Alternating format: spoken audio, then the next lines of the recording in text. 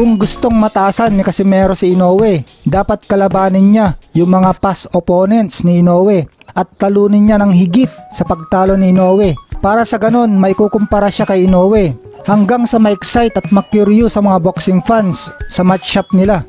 Katulad ng ginawa ni Pacquiao na nilabanan niya ang mga nakalaban ni Mayweather at hinigitan niya ang ginawa sa kanila ni Mayweather.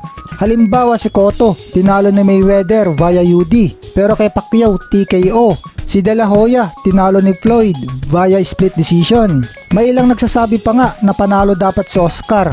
Pero kay Pacquiao, pinasuko niya sa round 8 si Oscar.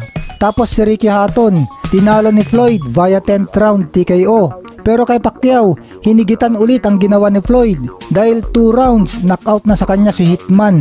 Hanggang nag-build up na rivalry nila ni Mayweather. Kaya sa pilitan na naglaban sila dahil sobrang laki na ang perang involved sa matchup nila. Kaya maganda rin sana na bumalik sa bantam si Cuadro Alas at gayahin si Inoue, maging undisputed din at maging kauna-unahang undisputed champion sa Pilipinas at kalabanin si Paul Butler at higitan ang ginawa ni Inoue. 11 rounds tinapos ni Inoue si Butler. Gawin naman 2 rounds lang ni Angas hanggang pagkumparahin na sila ni Inoue at mapipilitan na silang paglabanin.